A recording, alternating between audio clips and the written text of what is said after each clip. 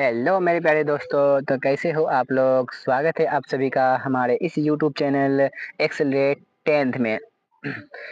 तो कैसे हो आप लोग? स्वागत है आप सभी का एक बार फिर से हमारे इस क्लास में, जो कि क्लास हम लोग सेट 9 पढ़ने जा रहे हैं। आज से पहले जब मैं थंबनेल बनाता था तो उसमें क्लास 1, 2, 3, 4 इस तरह से मैं लिखता था, लेकिन आज मैंने सोचा कि क्लास 1, 2, 3 से नहीं काम चलेगा, सेट लिखना पड़ेगा। क्या लिखना पड़ेगा? सेट। तो आज हम लोग आ चुके हैं सेट 9 में। किसमें? सेट 9 में, क्योंकि सेट सेट 8 जो कि क्लास 8 के नाम से है, हम लोगों ने 2 दिन पहले पढ़ा था। तो मैं आप लोगों से थोड़ा माफ़ी चाहूँगा कि मैं 2 दिन जो है थोड़ा किसी काम के कारण जो है मैं आप लोगों का क्लास 2 दिन से नहीं ले पाया। तो मैं आया हूँ फिर से एक बार क्लास लेके के और अच्छी डिज़ाइन से, ठीक है ना? उसमें मेरे थंबनेल में जो है तो मतलब फ़ोटो-वोटो भी नहीं थे हमारे, तो हमने क्या किया कि एक अच्छा-सा थंबनेल बनाया और उसके बाद जो है उसमें फ़ोटो भी लगाया। तो आप लोग जाकर ज़रूर देखिएगा इस क्लास में, और क्लास के एंड तक ज़रूर बने रहिएगा, क्योंकि हम जो है बहुत ही मज़ेदार सब साइंस का ऑब्जेक्टिव क्वेश्चन लाए हैं, ठीक है? और ये है हमारा सेट 9, जो कि आज इस ये क्लास क्या है, हमारा लास्ट क्लास है और आखिरी क्लास है साइंस का, ठीक है ना? और कल से हम लोग पढ़ने जा रहे हैं सोशल साइंस। क्या पढ़ने जाएँगे? सोशल साइंस का टॉप 20-20 ऑब्जेक्टिव क्वेश्चन, जो कि आपके एग्ज़ाम में जो है इस तरह से ऑब्जेक्टिव क्वेश्चन पूछे जाते हैं। तो इसीलिए आज बारी है साइंस की। तो 9th के बाद इसी तरह से हम लोग सेट 9 तक जो है सोशल साइंस का भी सेट 9 तक पढ़ेंगे। उसके बाद सो हम लोग कोशिश करेंगे कि सोशल साइंस के साथ-साथ क्या करेंगे कि मतलब जो है कि मैथ भी लाएँगे, ठीक है ना? सुबह में मैथ रहेगा और शाम में साइंस रहेगा, सोशल साइंस रहेगा, ठीक है ना? तो आप लोगों को सुबह-शाम दोनों हमारे इस चैनल पर ही 8 बजे सुबह तक में मैथ की क्लास मिल जाएगा, और 8 बजे शाम तक में जो है 8 बजे यानी कि बोले तो पीएम, क्या? पीएम में सोशल साइंस मिल जाएगा और एएम में मैथ मिल जाएगा, ठीक है ना? और हम लोग जो है साइंस का ऑब्जेक्टिव कर लिया है, ठीक? उसके बाद साइंस और सोशल साइंस और मैथ को एक साथ करेंगे, फिर उसके बाद हिंदी को देखेंगे, ठीक है ना? तो चलते हैं हम लोग अब क्लास की ओर, ठीक है? देखते हैं हमारा क्वेश्चन क्या है, किस तरह से क्वेश्चन हम लोगों ने लाया है, ठीक है ना? तो आप लोग अगर बिल्कुल भी नए हैं हमारे इस चैनल पर तो सब्सक्राइब ज़रूर कर लीजिएगा, ठीक है? तो हमारा पहला क्वेश्चन कहता है कि प्रकाश की किरणें गमन करती है, यानी कि प्रकाश की जो किरण है, जैसे हमारा ये क्या है, मान लीजिए कि ये सूर्य है। क्या है हमारा? सूर्य का जो प्रकाश जब हमारे धरती पर आती है तो क्या आती है? सीधी रेखा पर आती है। किस रेखा में आती है? तो सीधी रेखा में आती है। किस रेखा में आती है? तो हमारा राइट आंसर यहाँ पर क्या हो जाएगा? सीधी रेखा में। किस रेखा में आती है? एक सेकंड दोस्तों, थोड़ा इतना भी बड़ा बढ़िया नहीं लग रहा, ठीक है ना? ये थोड़ा इस प्रकार से, ठीक है ना? तो ये हमारा क्या हो जाएगा? ऑप्शन ए यहाँ क्या हो जाएगा? हमारा राइट आंसर हो जाएगा। तो सीधी रेखा में जो है क्या करती है? गमन करती है प्रकाश की किरणें। हमेशा याद रखिएगा, बहुत ही वीवीआई ऑब्जेक्टिव क्वेश्चन है, ठीक है? अगला है क्वेश्चन हमारा, क्वेश्चन नंबर 2 कहता है कि हजामत के लिए किस दर्पण का जो है उपयोग होता है, ठीक है? तो हम लोगों ने 2 दिन थोड़ा किसी काम के कारण आप लोग क्लास नहीं ले पाए थे, तो आज हम लोग 2 दिन के बाद फिर से लाए और अच्छे से डिजाइन करके लाए, ठीक है ना? ये आप लोगों को ये जो स्लाइड आप लोगों को दिख रहा है इस तरह का, और जब मैं सोशल साइंस का क्वेश्चन लाऊँगा तो इससे अच्छे तरीके से स्लाइड को डिज़ाइन करके लाया, ठीक है ना? तो उसमें ज़रूर देखिएगा, उसमें और भी मज़ा आएगा, क्योंकि हमने स्लाइड मज़ेदार बनाया है, ठीक है उसमें। तो हजामत बनाने के लिए तो हमेशा याद रखिएगा कि हजामत बनाने के लिए अवतल दर्पण का प्रयोग किया जाता है। किसका प्रयोग किया जाता है? अवतल दर्पण का। तो ऑप्शन बी हमारा क्या हो जाएगा? Right answer. अभी के समय में तो नहीं, लेकिन पहले के समय में जो है दुकानदार में जो नाई के दुकान होते हैं, नाई के दुकान में क्या होते थे कि मतलब पहले के समय में अवतल दर्पण रखा करते थे। क्या करते थे? और अभी आप लोग नाई की दुकान में जाइएगा तो वहाँ पे एक समतल लेंस लगा हुआ रहता है, सॉरी समतल लेंस नहीं, समतल दर्पण लगा हुआ रहता है। अगर जहाँ पे भी दीवारों पे आईना देखते होंगे तो उसमें समतल दर्पण लगा हुआ रहता है, लेकिन पहले ऐसा नहीं होता था। पहले अवतल दर्पण का उपयोग किया जाता था, क्योंकि जो हमारे जो है दाढ़ी के छोटे-छोटे भाग को थोड़ा बड़ा करके देखने के लिए, क्योंकि अवतल दर्पण में किसी भी वस्तु का प्रतिबिंब कैसा बनाता है? तो बड़ा बनाता है। कैसा बनाता है? बड़ा बनाता है। इसी कारण से दाढ़ी बनाने में जो है अवतल अवतल दर्पण का जो है प्रयोग किया जाता था, ठीक है ना? तो चलते हैं हम लोग अब अगली क्वेश्चन की ओर। अगला क्वेश्चन है हमारा क्वेश्चन नंबर 3 कि सर्च लाइट का परावर्तक सतह कैसा होता है? उत्तल होता है या फिर अवतल होता है या फिर समतल होता है या फिर इनमें से सभी? तो हमेशा याद रखिएगा कि सर्च लाइट का परावर्तक सतह उत्तल होता है। और उत्तल क्या होता है? उत्तल दर्पण या फिर लेंस? अगर आप लोग से पूछा जाए कि उत्तल दर्पण होता है या फिर उत्तल लेंस होता है, तो हमेशा याद रखिएगा कि उत्तल लेंस होता है। क्या होता है? उत्तल लेंस। अगर अगर दर्पण की बात बोली जाए तो दर्पण जो होता है उत्तल दर्पण में किसी भी वस्तु का प्रतिबिंब काल्पनिक और छोटा बनता है, और लेंस की अगर बात बोली जाए तो किसी भी मतलब जो उत्तल लेंस में किसी भी वस्तु का जो प्रतिबिंब होता है वो किसी स्थिति में जो है काल्पनिक भी बनती है और वास्तविक भी बनती है और बड़ा भी बनता है और छोटा भी बनता है, ठीक है ना? तो ये दोनों प्रतिबिंब बनाते हैं, ठीक है ना? तो याद रखिएगा कि सर्च लाइट्स, अगर सर्च लाइट की अगर बात बोली जाए तो जैसे जैसे बहुत सारा सर्च लाइट होते हैं जो कि बहुत दूर-दूर की चीज़ों को देखते हैं, तो उसको ज़ूम इन, ज़ूम आउट करके देखते हैं। तो ये क्या होता है उसमें जो है लेंस लगा हुआ रहता है। कौन-सा लेंस? तो उत्तल लेंस। और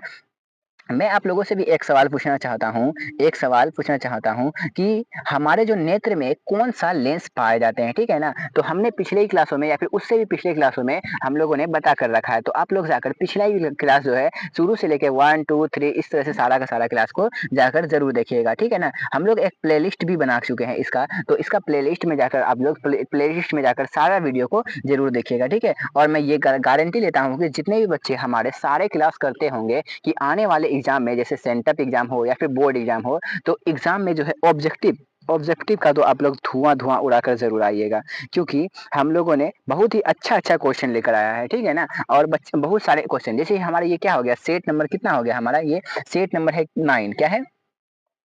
सेट नंबर जो है हमारा ये 9 है और हम लोग 8 तक पहले पढ़ चुका है, यानी कि 9 आज ये 9 है, यानी कि हम लोग 9 पढ़ लेंगे, यानी कि 20-20 क्वेश्चन हम करके ला रहे हैं डेली। तो 20 गुना अगर हम 9 कर देंगे क्या हो जाएगा, 180 ऑब्जेक्टिव क्वेश्चन कितने हो जाएंगे, 180, ठीक है ना? अब बोलेंगे सर इतना में क्या हो जाएगा, तो हमेशा याद रखिएगा मेरे प्यारे दोस्तों कि अभी जो है हम लोग जो है अभी 180 क्वेश्चन पढ़ रहे हैं, यानी कि अगर हम लोग बोले जाए कि अगर 170 कितना, 180 नहीं तो 170 या फिर 160, लेकिन ये हमेशा याद रखेगा कि 150 से अधिक हम लोगों ने कितना ऑब्जेक्टिव कर लिया, तो 150 से अधिक। अब बोलेगा सर तो मल्टीप्लाई करने से यानी कि 120 गुना 9 करिएगा तो 180 होता है, लेकिन आप 150 क्यों बोल रहे हैं? तो 150 इसलिए क्योंकि बहुत सारे सेट में जो हमारा एक ही क्वेश्चन जो है लड़ जाते थे, ठीक है ना? एक क्वेश्चन, तो इसी कारण से हम लोग 150 का टारगेट लेकर चल रहे हैं, ठीक है ना? तो 150 हुआ। और जब हम चैप्टर वाइज क्वेश्चन लेकर आएंगे, जब मैथ का हो जाएगा उसके बाद हिंदी का भी हो जाएगा, तो हम लोग चैप्टर वाइज जो है क्वेश्चन लेकर आएंगे, ठीक है ना? चैप्टर वाइज जब हम क्वेश्चन लेकर आएंगे तो वहां पर जो है एक यानी कि एक चैप्टर से एक इतना सारा बहुत सारा क्वेश्चन लेकर आएंगे, बहुत सारा मतलब जो है कि एक जो है किताब से आप लोगों को एनसीईआरटी किताब जो है पढ़ के उससे एक ऑब्जेक्टिव क्वेश्चन निकाल कर जो है आप लोगों को इसी तरह स्लाइड में अच्छे से स्लाइड में डिजाइन करके दिया जाएगा और इसी में क्लास हो जाएगा, ठीक है ना? और याद रखिएगा एक बात कि हम लोग कुछ दिन में लाइव में आने वाले हैं, और हमने पहले ही बताया था कि जब हम चैप्टर वाइज क्वेश्चन करने जाएंगे, चैप्टर वाइज क्वेश्चन करने, एक सेकंड दोस्तों, एक सेकंड, ये क्या हो गया, जब हम लोग चैप्टर वाइज करेंगे, चैप्टर वाइज, तो हमेशा याद रखिएगा कि हम लोग लाइव में करेंगे। किस में करेंगे? लाइव में। और लाइव में याद रखिएगा कि लाइव हम अभी नहीं कर सकते हैं, क्योंकि हमारे जो है सब्सक्राइब बिल्कुल भी बहुत ही कम है, क्योंकि मैं जो है एक नया यूट्यूब चैनल खोला और नया यूट्यूब चैनल में तो सब्सक्राइब कम है, तो जिसके कारण जो है मतलब जो है कि लाइव में तो नहीं आ सकते हैं। इसी कारण से आप लोगों को इतना शेयर करना है अपने सभी दोस्तों तक, इतना शेयर करना है कि सभी आकर हमारे इस जो है तो चैनल को सब्सक्राइब करेंगे, ठीक है ना? और सब्सक्राइब बढ़ जाएंगे और अच्छा खासा सब्सक्राइबर हो जाएंगे, तब हम लोग क्या कर सकते हैं, लाइव आ सकते हैं। क्योंकि यूट्यूब पर एक नियम है कि आप मतलब जो कि उसका क्राइटेरिया यानी कि सब्सक्राइबर का, अगर उतना सब्सक्राइबर आपका नहीं रहेगा तो आप लोग जो है लाइव नहीं आ सकते हैं। तो इसी कारण से मैं भी लाइव नहीं आ सकता। तो आप लोग, जब तक मैं साइंस, सोशल साइंस और मैथ और हिंदी का क्वेश्चन कर रहा हूँ, तब तक आप लोग जो है हमारे एक वीडियो को इतना शेयर कीजिए कि मतलब जो है ये सारे स्टूडेंट तक, बिहार के जितने भी, बिहार बोर्ड में जितने भी क्लास 10 के स्टूडेंट है सबके पास जाना चाहिए। क्योंकि जो है हमारे सब्सक्राइबर आएंगे तो ज़्यादा होंगे तो हम लोग लाइव आएंगे, ठीक है ना? लाइव आ पाएंगे, ठीक है ना? तो उस तरह लाइव में पढ़ने में और भी मज़ा आएगा, ठीक है ना? तो चैप्टर वाइज क्वेश्चन लाएंगे तो हम लोग लाइव में ही पढ़ेंगे और भी मज़ा आएगा, ठीक है? तो चलते हैं हम लोग अब क्वेश्चन की ओर, देखते हैं हमारा अगला सॉरी दोस्तों, हमने तो ये क्वेश्चन अभी तो पढ़ा भी नहीं है ना। तो ये हमारा क्या है, क्वेश्चन नंबर 4 कहता है कि निम्नलिखित में किसका उपयोग जो है खाना बनाने में ईंधन में नहीं किया जाता है? किसका? सीएनजी का, या फिर एलपीजी का, या फिर बायोगैस का, या फिर कोयला का? तो हमेशा याद रखिएगा कि सीएनजी गैस का हम लोग जो है खाना बनाने में जो है नहीं करते हैं। तो ऑप्शन ए हमारा क्या हो जाएगा, राइट आंसर हो जाएगा। देखो कोयला से भी हम लोग जो है कि आग लगाकर खाना बना सकते हैं, बायोगैस से भी, और एलपीजी होता है जो हम लोग सिलेंडर में जो लेकर आते हैं, क्या होता है वो एलपीजी गैस होता है। क्या होता है? LPG gas. और सीएनजी जैसे देखते होंगे आप लोग जो है नया नया टोटो निकला है, ऑटो निकला है, बहुत सारे मतलब जो है कि मतलब बहुत सारे छोटे ट्रू व्हीलर जैसे स्कूटर स्कूटर आप लोग देखते होंगे, तो वो सब भी क्या निकला बैटरी वाला, यानी कि सीएनजी वाला निकला है, ठीक है ना। सीएनजी गैस वाला, बैटरी वाला भी अलग होता है और सीएनजी वाला भी होता है, तो अलग अलग है। यानी कि इसका जो उपयोग होता है खाना बनाने में नहीं किया जाता, ये वाहनों में भी किया जाता है, ठीक है ना। तो हमारा अगला क्वेश्चन है क्वेश्चन नंबर 5, कहता है कि डायनेमो डायनेमो जो है यांत्रिक ऊर्जा को किस ऊर्जा में परिवर्तित करता है। यानी कि डायनेमो जो होता है, डायनेमो से क्या निकलता है, हमारा धारा निकलता है। क्या निकलता है, विद्युत धारा निकलता है। और हमने बताया था कि किस प्रकार का विद्युत धारा निकलता है, तो हमेशा याद रखिएगा कि डायनेमो से जो है ना वो एसी और डीसी, एसी और डीसी। आप लोग पूछेगा कि ये एसी और डीसी क्या है, तो याद रखिएगा कि एसी मतलब होता है अल्टरनेटिंग करंट, जिसे हम लोग कहते हैं प्रत्यावर्ती धारा, और डीसी का मतलब होता है डायरेक्ट करंट, जिसको हम लोग कहते हैं दिष्ट धारा। तो याद रखिएगा कि डायनेमो से जो है दोनों प्रकार की धारा निकलती है, एसी भी और डीसी भी, ठीक है ना। तो अभी हमें यहाँ पूछ रहा है कि यांत्रिक ऊर्जा को, यानी कि उसमें जो डायनेमो में एक पहिया होता है, बहुत स्पीड में घूमता है, ठीक है ना, बहुत स्पीड में घूमता है, तो वो करंट में बदलता है, एसी में और डीसी में दोनों में मतलब जब बदलता है, तो किसमें मतलब किसमें बदलता है ऊर्जा को, यानी कि यांत्रिक ऊर्जा को किस ऊर्जा में परिणत करता है, तो हमेशा याद रखिएगा किसमें, ध्वनि ऊर्जा में ना, विद्युत ऊर्जा में ना, सौर ऊर्जा में, या फिर किसमें, इनमें से कोई नहीं। तो हमेशा याद रखिएगा कि विद्युत ऊर्जा में बदलता है, किसमें बदलता है, विद्युत ऊर्जा में। तो ऑप्शन बी हमारा यहाँ पर क्या हो जाएगा, राइट आंसर, ठीक है ना। तो चलते हैं हम लोग अब अगली क्वेश्चन की ओर। अगला क्वेश्चन है हमारा क्वेश्चन नंबर 6, कहता है कि घरों में विद्युत दुर्घटना किसके कारण होता है। फ्यूज तार के कारण नहीं, ये फ्यूज तार के कारण तो हो ही नहीं सकता मेरे प्यारे बच्चों, क्योंकि फ्यूज तो है हमारे जो मतलब उपकरणों को नष्ट होने से क्या करता है, बचाता है। तो इससे दुर्घटना तो बिल्कुल भी नहीं हो सकता। क्या शॉर्ट सर्किट, देखते हैं क्या होता है ऑप्शन, उच्च धारा प्रवाह, या फिर कितनों भी धारा प्रवाह हो जाएगा, अगर हमारे घरों में कितनों भी धारा आ जाए, अगर अगर हम उसे या फिर नंगा तार को या फिर जाके उसके पास तक ना जाए, तो वो हमारा कुछ भी नहीं बिगाड़ सकता। जैसे हमारे रोड पर जो चलते हैं, क्या चलते हैं, 11,000 तार, 33,000 तार, तो वो सब क्या बोलते हैं, घींच लेते हैं। तो वो जो है मतलब जो कि बिना कवर वाला तार होता है, अगर हम लोग उसके आस पास जाएंगे तो वो घिस सकता है, लेकिन दूर रहेंगे क्या घिस सकता है। यानी कि अधिक धारा प्रवाह से हमारा कोई नुकसान तो नहीं होता है, लेकिन अगर उसमें शॉर्ट सर्किट आ जाए, क्या आ जाए, शॉर्ट सर्किट, एक सेकेंड, शॉर्ट सर्किट आ जाए तो उससे क्या हो जाएगा, हमारा बहुत बहुत बहुत नुकसान हो सकता है। जैसे हमारे घरों में कभी कभी देखते होंगे कि हमारे घरों में क्या होते हैं कि मतलब जो है कि घरों में तारों में जो आग लग जाते हैं, क्या हो जाते हैं, किसी कारणवश क्या हो जाते हैं, तारों में आग लग जाती है, तो उसे हम लोग क्या कहते हैं, शॉर्ट सर्किट कहते हैं। क्या कहते हैं, शॉर्ट सर्किट कहते हैं, ठीक है ना। तो हमेशा याद रखिएगा। चलते हैं हम लोग अब अगली क्वेश्चन की ओर। अगला क्वेश्चन है हमारा क्वेश्चन नंबर 7, कहता है कि आंख व्यवहार होता है किसके तरह, समतल दर्पण की तरह, या फिर उत्तल लेंस की तरह, या फिर अवतल दर्पण की तरह, या फिर उत्तल दर्पण की तरह। हमने अभी ही बताया कि हमारे आंखों में किस प्रकार का लेंस पाया जाता है। सॉरी दोस्तों, हमने बताया नहीं, ये आप लोगों से क्वेश्चन पूछा था कि मतलब जो है कि हमारा जो आंख होता है, हमारा जो नेत्र होता है, वो किस प्रकार से व्यवहार करता है। तो हमेशा याद रखिएगा कि वो उत्तल लेंस की तरह व्यवहार करता है, किसकी तरह, और हमने ये क्वेश्चन पूछा था कि नेत्र हमारे नेत्र में किस प्रकार का लेंस लगा रहता है, तो उत्तल लेंस ही लगा रहता है। क्या लगा हुआ रहता है, उत्तल लेंस ही, ठीक है ना। हम लोगों ने आप लोगों से कमेंट में बताने के लिए कहा था, लेकिन हमने खुद बता दिया, ठीक है ना, कोई बात नहीं है। लास्ट में हम लोग जरूर कोई ना क्वेश्चन देखेंगे, और आप लोगों के होमवर्क के लिए जरूर हम देंगे, ठीक है ना। और आप लोगों को करना क्या है कि हम जो भी क्वेश्चन देंगे आप लोगों को, अगर अगर नहीं पता है तो हम वैसा क्वेश्चन पूछेंगे जो आप लोगों को हम पढ़ाए हुए हैं, ठीक है। तो आप लोगों को पढ़ाए हुए हैं तो सिंपल बात है कि आप लोग पिछले क्लास जाकर देखिएगा, तो आसानी, एक सेकेंड दोस्तों, तो पढ़ाए हुए हैं, तो उससे क्या होगा कि आप लोग जो है वहां जाकर जरूर देखिएगा और हमारे कमेंट में आकर जरूर बताइएगा, ठीक है ना। तो अगला क्वेश्चन है हमारा कि खड़िया का रासायनिक सूत्र क्या है, तो क्या NaOH, या फिर CaO, या फिर NaCl, या फिर CaCO3। तो हमेशा याद रखिएगा कि खड़िया का सूत्र जो होता है वो CaCO3 होता है। क्या होता है, CaCO3। तो ऑप्शन डी हमारे यहाँ पर क्या हो जाएगा, राइट आंसर, ठीक है ना। और हम लोग जो है कि इस तरह का फॉर्मूला, बहुत सारे फॉर्मूला एग्जाम में पूछे जाते हैं, ठीक है ना। तो मैं आप लोगों को इसी नाम के, एक्सेलरेट नाम के जो है, हमने एक फेसबुक पेज बनाया हुआ है, तो आप लोग फेसबुक पर जाकर सर्च कीजिएगा एक्सेलरेट, ठीक है ना। तो वहां पर हम लोग पोस्ट कर देंगे, क्या करेंगे, पोस्ट नहीं होगा तो हम यूट्यूब पर ही पोस्ट कर देंगे, तो आप लोग वहां पर भी देख लीजिएगा, ठीक है। चलते हम लोग अब अगली क्वेश्चन की ओर। अगला क्वेश्चन है हमारा क्वेश्चन नंबर 9, कहता है कि COOH अभिक्रियाशील मूलक को जो है क्या कहते हैं। तो हमेशा याद रखिएगा कि COOH अभिक्रियाशील मूलक को जो कहते हैं हम लोग अम्ल कहते हैं। एक सेकंड दोस्तों, क्या कहते हैं? तो अम्ल कहते हैं। क्या कहते हैं? अम्ल कहते हैं। तो ऑप्शन बी हमारा क्या हो जाएगा यहाँ पर राइट आंसर। अगर हम लोग पूछें आपसे कि ये एल्डिहाइड का जो है अभिक्रियाशील मूलक क्या होता है, तो याद रखिएगा कि CHO होता है। क्या होता है? CHO। कीटोन का होता है CO। क्या होता है? ईथर का होता है सिर्फ O। क्या होता है? ईथर का O। ये सब आप लोग नोट जरूर कर लीजिएगा। और हमने पहले ही बता रखा है कि आप लोग जब भी हमारा क्लास करने बैठिएगा तो पेन और पेपर लेकर जरूर बैठिएगा, ठीक है। अगला क्वेश्चन है हमारा, किसी भी अम्लीय विलयन का पीएच होता है, यानी कि अम्लीय विलयन का पीएच क्या होता है? 7 के बराबर, यानी कि 7 होता है, या फिर 7 से अधिक होता है, या फिर 7 से कम, या फिर इनमें से कोई नहीं। तो हमेशा याद रखिएगा कि अम्लीय विलयन का जो पीएच मान होता है वो क्या होता है? 7 से कम होता है। क्या होता है? 7 से कम होता है। तो ऑप्शन सी हमारा यहाँ पर क्या हो जाएगा?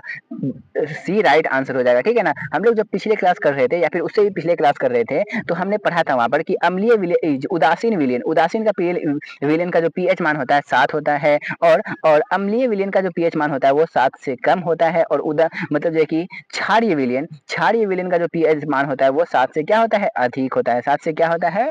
अधिक होता है। तो हमेशा ये बात क्या करना है? आप लोगों को याद करना है। हो सके तो आप लोग नोट भी जरूर कर लीजिएगा। अगर आप लोगों को राइटिंग समझ में ना आए तो हम जो भी बोलते हैं तो वो सुनकर जरूर लिख लीजिएगा, ठीक है। और वीडियो को थोड़ा देर रोक लीजिएगा, क्योंकि हम लोग तो अभी लाइव में है नहीं, आप लोगों को रिकॉर्डेड क्लास दिया जा रहा है। तो हम लोग कोशिश कर रहे हैं कि आप लोगों के लिए लाइव भी आए, ठीक है ना। तो बस आप लोगों से बस वही विनती है कि आप लोग हमारा सब्सक्राइबर को बढ़ा दीजिए, ठीक है। क्योंकि अगर सब्सक्राइबर कम रहने से हम लाइव नहीं आ सकते हैं, ठीक है ना। ये यूट्यूब का मतलब जो है कि नियम है कि आप मतलब जो है कि कम सब्सक्राइबर से आप मतलब लाइव नहीं आ सकते हैं, ठीक है ना। तो अगला है क्वेश्चन, पारे का अयस्क है क्या? बॉक्साइट है, या फिर हेमेटाइट है, या फिर मैग्नेटाइट है, या फिर सीनेवार। तो हमेशा याद रखिएगा कि पारे का जो अयस्क होता है वो क्या होता है? सीनेवार होता है। क्या होता है? और एक बात ये याद रख लीजिएगा कि हेमेटाइट और मैग्नेटाइट किसका अयस्क होता है? तो लोहा का अयस्क होता है। किसका अयस्क होता है? लोहा का। और बॉक्साइट जो है वो किसका? एल्युमिनियम का अयस्क होता है। एल्यूमिनियम का क्या होता है? एल्युमिनियम का अयस्क क्या होता है? तो बॉक्साइड होता है, ठीक है ना। ये सब भी नोट कर लीजिएगा। अगला है हमारा क्वेश्चन नंबर 12, कहता है कि एक अणुसूत्र परंतु विभिन्न संरचना सूत्र वाले यौगिक कहलाते हैं। क्या कहलाते हैं? बहुलक कहलाते हैं, या फिर अपरूप कहलाते हैं, या फिर समावेयी कहलाते हैं, या फिर इनमें से कोई नहीं। तो हमेशा याद रखिएगा कि हम लोग जो है एक अणुसूत्र परंतु विभिन्न संरचना सूत्र को हम लोग क्या कहते हैं? समावयवी कहते हैं। तो ऑप्शन सी हमारा यहाँ क्या हो जाएगा? राइट आंसर हो जाएगा, ठीक है ना। चलते हैं हम लोग अब अगली क्वेश्चन की ओर। क्वेश्चन नंबर है हमारा 13। क्वेश्चन नंबर 13 कहता है कि निम्नलिखित में कौन प्रबल अम्ल है? यानी कि प्रबल अम्ल का मतलब होता है, एक होता है प्रबल अम्ल। क्या होता है? एक प्रबल अम्ल होता है, और एक होता है दुर्बल अम्ल। क्या होता है?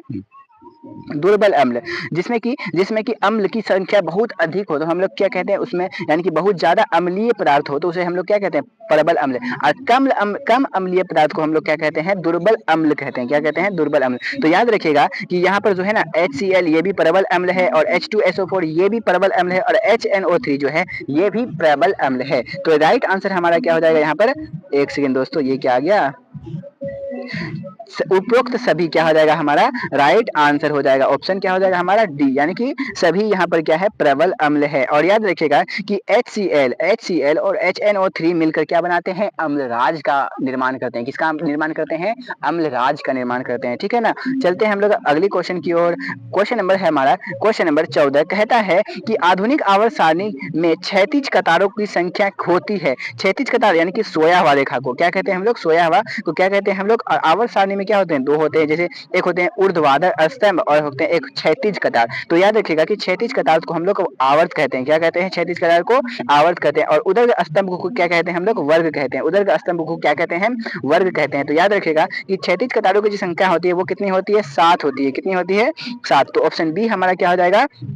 राइट आंसर हो जाएगा, ठीक है। और उदर्ग स्तंभ की बात बोली जाए कि उदर्ग स्तंभ कितने होते हैं, तो हमेशा याद रखिएगा कि 18 होते हैं। कितने होते हैं? 18। तो याद रखिएगा, ठीक है ना। चलते हैं हम लोग अब अगली क्वेश्चन की ओर। क्वेश्चन नंबर 15 है हमारा। क्वेश्चन नंबर 15 कहता है कि रक्त का थक्का बनने में सहायक होता है। यानी कि अगर आप लोगों का पैर, हाथ या फिर कुछ किसी कारणवश कट जाए, क्या हो जाए? कट हो जाए, तो थोड़ा देर तक क्या होते हैं?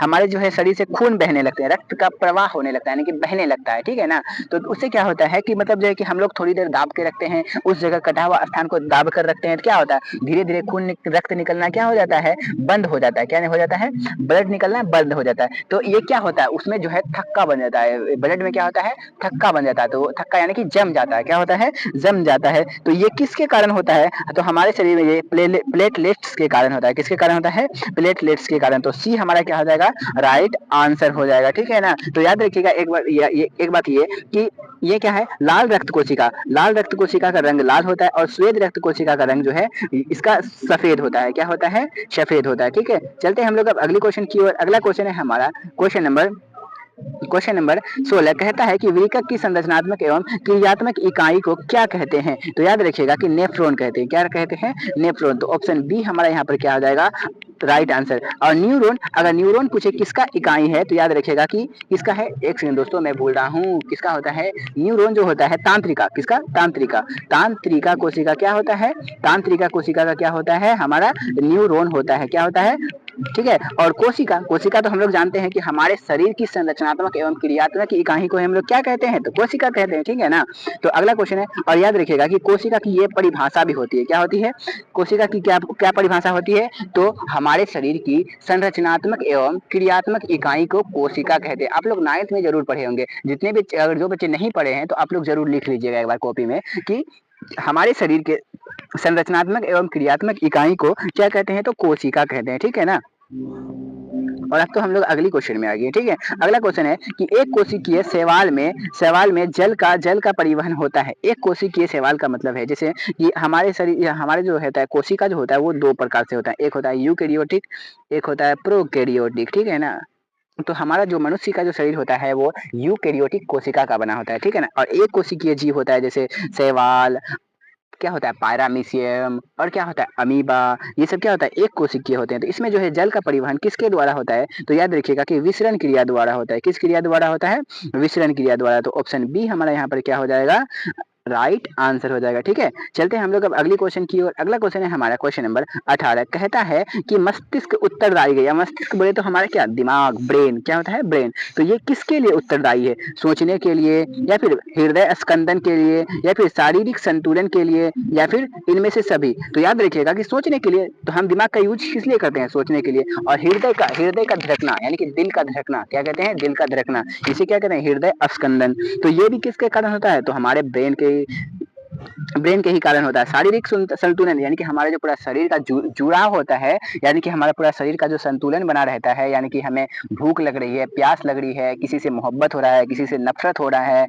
ये सब क्या हो रहा है, ये सब जो हो रहा है तो ये किसके कारण, तो हमारा जो है, हमारा मतलब जो है कि शरीर में जो है ब्रेन सोचता है ये सब। ठीक है ना। तो क्या होता है, ये सब सारा कार्य जो होता है ब्रेन के कारण होता है। तो ये सारा ऑप्शन क्या हो जाएगा, सही हो जाएगा। तो ऑप्शन डी हमारा यहाँ पर क्या हो जाएगा, एक सेकेंड, ऑप्शन डी हमारा क्या हो जाएगा, तो राइट आंसर हो जाएगा। ठीक है। तो अगला क्वेश्चन है हमारा क्वेश्चन नंबर 19 कहता है, क्वेश्चन नंबर 19 में आप लोगों को जो है मैं नहीं बताने वाला। क्यों, क्योंकि मैंने क्लास में पढ़ा रखा है, पिछले क्लास में पढ़ा रखा है। तो आप लोग वहां जाकर उस क्लास को जरूर देखिएगा। और मैं जितने भी बच्चे हमारे क्लास को देखेंगे, मैं देखूंगा कि कितने बच्चे जो है राइट आंसर इस क्वेश्चन का राइट आंसर दे पाते हैं। ठीक है ना। तो मैं आप लोगों के लिए ये क्वेश्चन रखता हूँ। ठीक है ना। तो आप लोग जरूर जो है तो हमारे इस क्वेश्चन का जवाब दीजिएगा कॉमेंट बॉक्स में। ठीक है।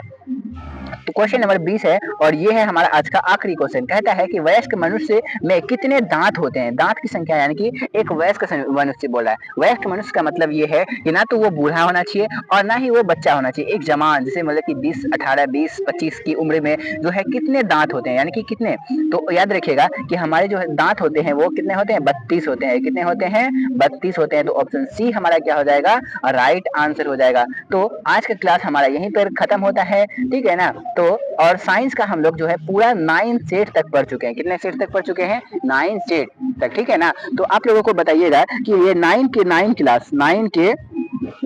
क्लास जो है आप लोगों को कैसा लगा। ठीक है ना। तो आप लोग जो है कमेंट बॉक्स में जरूर बताइएगा कि ये आप लोगों को क्लास कैसा लगा। ठीक है ना। और आप लोगों से मैं बताया था कि मैं आप लोगों से कुछ क्वेश्चन पूछने वाला हूँ। तो क्वेश्चन नंबर फर्स्ट है, क्वेश्चन नंबर फर्स्ट मैं बताते चलूँ कि क्वेश्चन नंबर फर्स्ट क्या पूछ लूँ मैं आप लोगों से कि मानव में जो है कौन सा जनन होता है, मानव में कौन सा जनन होता है। आप लोगों को बताना है कमेंट में कि मानव में कौन सा जनन होता है, लैंगिक जनन या फिर अलैंगिक जनन। लैंगिक जनन, एक सेकंड दोस्तों, आप लोगों को बस यही बताना है कि लैंगिक जनन होता है या फिर अलैंगिक जनन होता है, लैंगिक जनन होता है या फिर अलैंगिक जनन। ये आप लोगों को क्या बताना है कमेंट बॉक्स में, यानी कि मानव में कौन सा जनन होता है।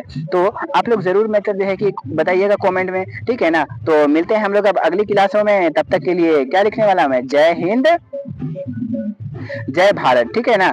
जय हिंद जय भारत, ठीक है। स्वस्थ रहिए, बिल्कुल ही पढ़ने में व्यस्त रहिए, ठीक है ना। तो यही में हमारा क्या है आप लोगों से कामना है, ठीक है। तो आज के लिए इतना ही, ठीक।